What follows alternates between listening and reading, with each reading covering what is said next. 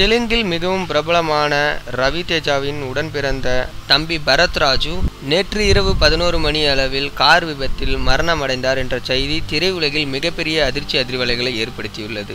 ரவி தேஜா தெலுங்கு படங்களில் 60க்கும் மேற்பட்ட படங்களில் நடித்திருக்கிறார். சிறுத்தை, ஜில்லா போன்ற படங்களை தெலுங்கில் நடித்த மிகப்பெரிய ஹிட் படங்களை கொடுத்தவர்தான் இந்த ரவி தேஜா.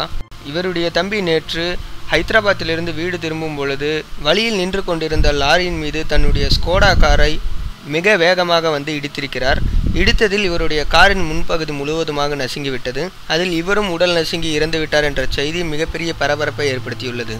ஆக்சிடென்ட் ஆன சில நிமிடங்களில் போலீசார் விரைந்து வந்து விசாரணை நடத்திய பொழுது அதிலிருந்து தெரிய வந்ததுதான் இவர் ரவி தேஜாவின் தம்பி என்பதும் இவரும் தெலுங்கில் பல படங்களில் பணியாற்றியிருக்கிறார் என்பதும். பிறகு போலீசார் விரைந்து இவரது உடலை அருகில் உள்ள அரசு மருத்துவமனைக்கு எடுத்துச் சென்றனர். எதனால் இந்த ஆக்சிடென்ட் நடந்தது என்பதை குறித்து போலீசார் தீவிர விசாரணை நடத்தி வந்தனர். இதில் வெளிவந்த உண்மை என்னவென்றால், இவர் மது அருந்திவிட்டு தான் இந்த காரை இவ்வளவு வேகமாக ஓட்டி வந்தார் என்பது தெரிய வந்துள்ளது. மது பழக்கத்திற்கு அடிமையான பரத் ராஜு ஏற்கனவே போலீசாரிடம் பிடிபட்டார் என்பது குறிப்பிடத்தக்கது. இந்த நிலையில் குடித்துவிட்டு வாகனம் ஓட்டி வந்த ரவி தேஜாவின் தம்பி பரத் உயிரிழந்தது அவர்களது குடும்பத்தாரிடையே மிகப்பெரிய சோகத்தை ஏற்படுத்தியுள்ளது.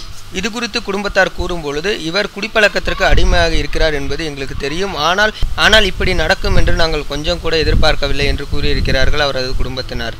மேலும் அவரது உடல் இன்று மாலை 4 மணி அளவில் அவரது சொந்த வீட்டிற்கு எடுத்துச் செல்லப்படும் என போலீசார் கூறியுள்ளனர். இது மாதிரியான வாகன விபத்துகள் எதனால் நடக்குது அப்படின்ற உங்களோட கருத்தை கீழே உள்ள கமெண்ட் பாக்ஸில் மறக்காமல் தெரிவிங்க.